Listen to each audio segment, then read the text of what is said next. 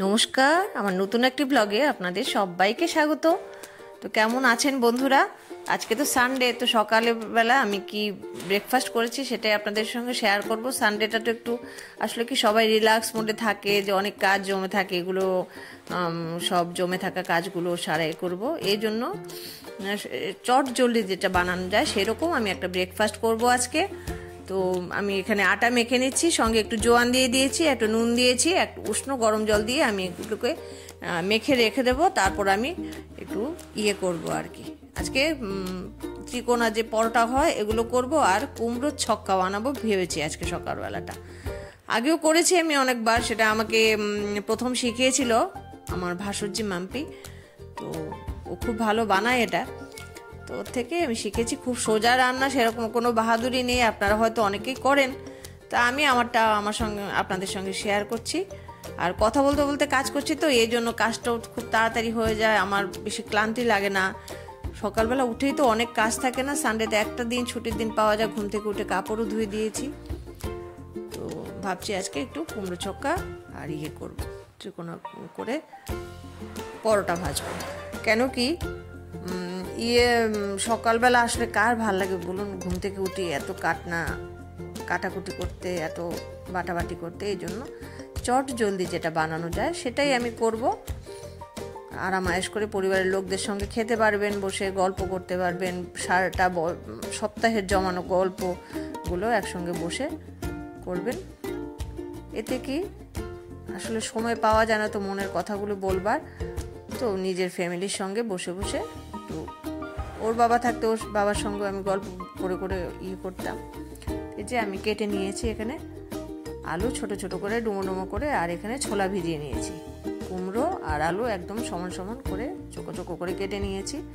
একদম সোজা রান্না, একদম ইজি রান্না। আগামী রোববারে আপনারাও করে নেবেন।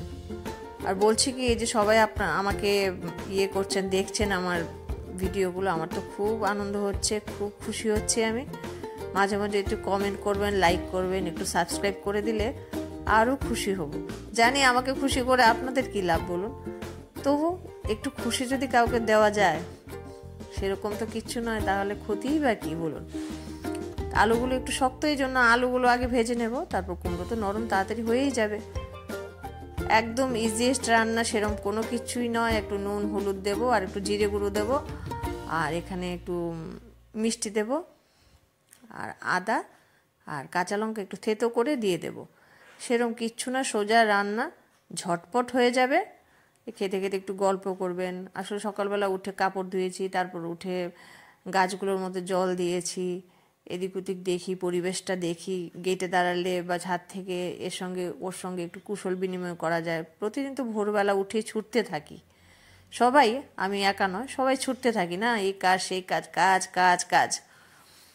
নিজের জন্য একটু সময় দেওয়াও হয়ে ওঠে না। তো এই জন্য একটু চটজলদি যেটা বানানো যায় সেটা বানিয়ে ছেলের সঙ্গে গল্প করতে করতে খাবো। একটা সপ্তাহের গল্প। আপনাকে সবাই বলবে ভালো থাকুন। সবার জীবনে কত দুঃখ কষ্ট থাকে, সবাই এরকম বলে, আমাকে যেরকম বলে সবাইকে বলে, আমিও বলি সেরকম। কিন্তু যখন আপনি ভালো থাকার চেষ্টা করবেন বা আপনার কিছু করতে ভালো লাগে, তখন আপনাকে এনকারেজ করার জন্য খুব কম সংখ্যক লোক আপনার পাশে এসে দাঁড়াবে। এই জন্য বলছি, কারো কথায় সেরকম কান দিয়ে না লাভ নেই। যেটাতে আপনি ভালো থাকেন, হ্যাঁ, কাজটা সুন্দর কাজ হতে হবে, যেটা কারোর ক্ষতি করবে না, হার্মফুল হবে না, সেরকম কাজ করে আপনার যদি শান্তি লাগে, নিশ্চয়ই সেটা করবেন। কারো কথায় এক পাও পিছিয়েও যাবেন না। তো করে এই যে আমি লঙ্কা আর একটু আদা থেতো করে দিয়ে দিয়েছি। কোনো কাটাকাটি বাটাবাটি ঝামেলা নেই, একদম চটজলদি খাবার। একটু চিনি দিয়ে দিয়েছি সঙ্গে, না হলে টেস্টটা হবে না। কুমড়ো তো এই জন্য দিয়ে দিলাম আর কি। আর কুমড়োটা বেশ ভালোই ছিল, কালকেই আমি মাথায় ছিল এটা ভেবেই আমি আর একটু উষ্ণ গরম জল করে ঢেলে দিলাম। এখন হয়ে যাবে ঝটপট। আমি পরোটাটা ভেজে নেব, এখন একটু নেড়ে চেড়ে ঢাকা দিয়ে দেবো আর কি। আর কেউ যদি ইচ্ছে করে এটার মধ্যে আপনি ধনেপাতা বা একটু গরম মশলা দিয়েই দিতে পারেন। আমি কিছুই দিইনি, একদম সাদামাটা করেই রান্না করেছি।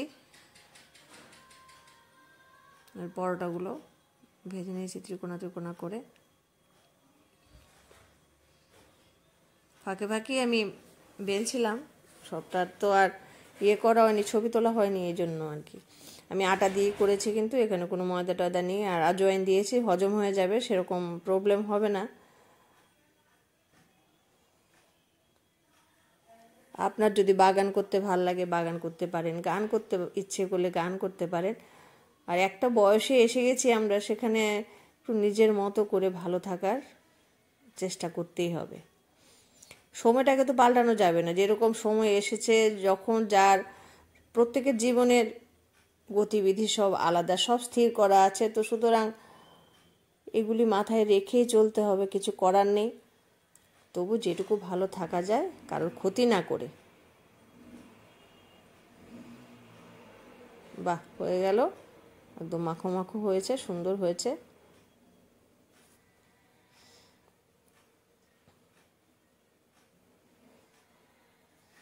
ভালো না থেকে তো উপায় নেই, বলুন, কাজ করতে হবে, জীবনে চলতে হবে, বেঁচে তো থাকতে হবে না।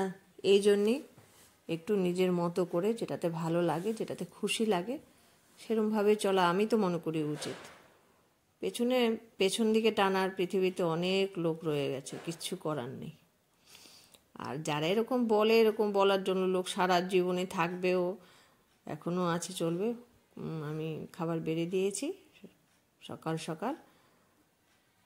আপনারা ভালো থাকবেন, সবাইকে ভালো রাখবেন, আমার সঙ্গে আমার পাশে থাকুন। আমি খুব খুশি আপনারা আছেন। এই যে মাঝে মধ্যে একটু গল্প করি আপনাদের সঙ্গে, এতে ভালোই লাগে। একা একা আমি বক বক করছি, কিন্তু শুনবেন তো আপনারা, না?